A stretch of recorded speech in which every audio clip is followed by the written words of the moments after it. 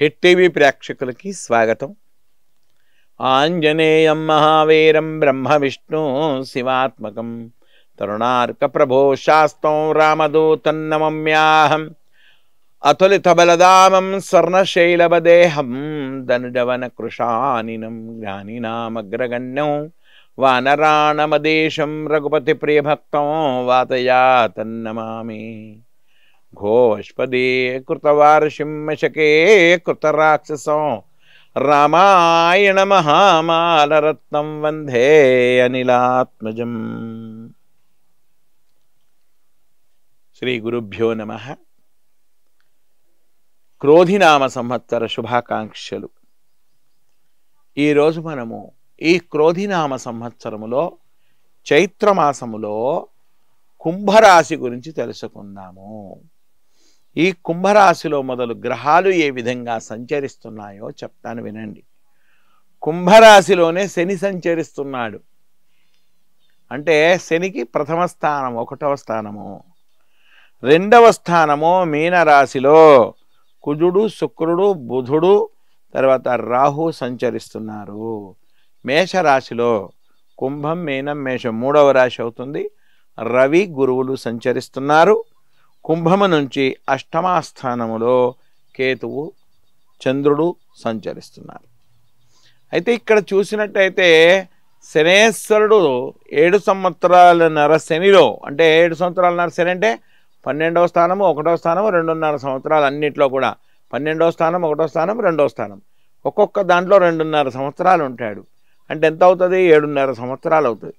అందులో ప్రథమ స్థానంలో ఉన్నారు. అంటే ఒక 2.5 అయిపోయింది. ఇప్పుడు 1వ స్థానంలో శని నడుస్తున్నది. ఈ శని వల్ల ఎటువంటి ఫలితాలు వస్తాయి? మందగమనే, అన్ని పనులు మెల్లగా నడుస్తాయి. పంతులు గారు వ్యాపారం చేస్తున్నాము, అభివృద్ధి లేదు, డెవలపింగ్ లేదు. విద్య చదువుతున్నట్టయితే దాంట్లో మంచి మార్కులు ఎంత కష్టపడ్డా రాకపోవడము, తర్వాత పై ఉద్యోగానికి వెళ్దామన్నా ఎన్ని ప్రయత్నాలు చేసినా ప్రమోషన్ రాకపోవడము, ఇకపోతే విద్య వ్యాపారం వ్యవసాయం చూస్తే దిగుబడి తక్కువ, దిగుబడి కూడా తక్కువ వచ్చే అవకాశం ఉంది. శనేశ్వరుని యొక్క ప్రభావము వలన, శని ప్రభావం వలన మానసిక ఆందోళన, కుటుంబములో అసంతోషము, తర్వాత భార్య భర్తల మధ్య కూడా వైరం వచ్చే అవకాశం కనబడుతుందయ్యా. ఈ కుంభరాశి నుంచి చూసినట్టయితే 3వ స్థానము మేషరాశిలో రవి గురులు ఉన్నారు. గురువు కూడా శుభదృష్టి కాదు. ఆయన ఏమనడు, ఇంకా గురువు కూడా మౌనం పాటిస్తున్నాడు వీరి యొక్క జాతకంలో. కేతువు 8మలో ఉన్నాడు. ఎంత డబ్బు సంపాదించినా రుణమే అవుతుంది తప్ప మీ యొక్క ధనము అనేటువంటిది నిలబడదు. 8మ చంద్రుడు మనసంతా ఆందోళనకరంగా దడదడగా ఉండడము, ఎప్పుడు ఏమవుతుందో అని పెట్టి ఒక రకమైన భయము, ఆకస్మిక ప్రమాదాలు సంభవించడము, ఉన్నట్టుండే దెబ్బ తగిలించుకుంటారు. పంతులు గారు ఇక్కడ కూర్చొనే ఉన్నాను, ఎవడో నెట్టేశాడు అంటారు, ఏదో అంటారు. కాబట్టి కుంభరాశి వాళ్ళకి గ్రహచారములు అంత పెద్దగా బాగలేదు. అన్ని గ్రహాలు, ఏ గ్రహాలు కూడా అనుకూలించడం లేదు. మరి దీనికి ఏం చేయాలి? ఇప్పుడు వివాహాన్ని చేద్దామంటే కూడా సంబంధాలు వచ్చే అవకాశాలు లేవు. కుంభరాశి వాళ్లకు వివాహ సంబంధాలు కూడా వచ్చే అవకాశం లేదు. సంతాన యోగం కూడా తక్కువ ఉంది. మరి ఇవన్నీ మనకు డెవలప్ కావాలంటే ఏం చేయాలి? విష్ణు సహస్రనామ పారాయణం చేయాలి. ప్రతిరోజు విష్ణు సహస్రనామ పారాయణం. స్త్రీలైతే తులసి ముందు కూర్చుని చేసినా పర్వాలేదు, లేదా ఉసిరిక చెట్టు ఎక్కడైతే ఉంటుందో ఆ చెట్టు కింద కూర్చుండి విష్ణు సహస్రనామ పారాయణం చేయాలి. మంచి ఫలితాలు వస్తాయి దానివల్ల. ధాతృవృక్షం అంటారు దాన్ని. అంటే అందులో విష్ణువు ఉంటాడు, సాక్షాత్ విష్ణువు అక్కడ ఉన్నట్టే. కాబట్టి అక్కడ విష్ణు సహస్రనామ పారాయణం చేస్తే ఇంట్లో చేసిన దానికంటే 100 రెట్లు ఎక్కువ పుణ్యం వచ్చే అవకాశం ఉంది. అందుకనే చెప్తున్నాను. ఇకపోతే ఇంకొక రెమెడీ చెప్తాను వినండి.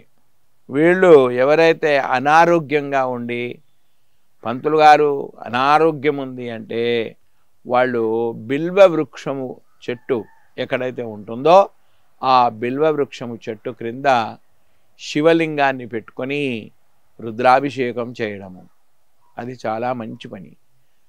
దానివల్ల కూడా ఎన్ని గ్రహదోషాలున్నా పోతాయి. ఇకపోతే ఈ శనేశ్వరుడికి ఆంజనేయ స్వామిని కూడా ధ్యానించినట్లయితే, ఆంజనేయ స్వామిని ఎట్లా చేయాలి పంతులు గారు అంటే, అపమృత్యు దోషం పోవడానికి కూడా ఆంజనేయ స్వామికే చెప్తాం. ఆయన రుద్రాంశ సంభూతుడు కాబట్టి ఆయనకి వడల దండ వేయాలి.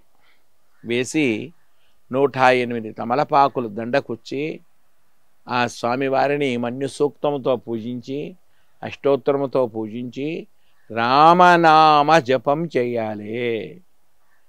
ఆయన ఎన్ని పూజలు చేసినా రామనామాన్ని పలకకపోతే ఆయన ఫలం ఇవ్వడు. కాబట్టి రామనామాన్ని పలకాల. శ్రీరామ రామ రామేతి రమే రామే మనోరమే సహస్రనామ తత్తుల్యం రామనామ వరాననే. ఈ మంత్రమన్నా పర్వాలేదు. అయినంతసేపు అంత పెద్దగా రాదు పంతులు గారు అంటే శ్రీరామ జయ జయ రామ, శ్రీరామ జయ జయ రామ అని అనండి. మంచి ఫలితాలు వస్తాయి. శుభం భూయాత్. మీకు ఇంకేమైనా మీ జన్మ కుండలి, మీ యొక్క జన్మ జాతకంలో మీ తెలుసుకోవాలి అనుకుంటే ఈ స్క్రీన్ మీద నా యొక్క నెంబర్ ఉంటుంది, దానికి కాల్ చేసి మీరు తెలుసుకోవచ్చు. శుభం భూయాత్.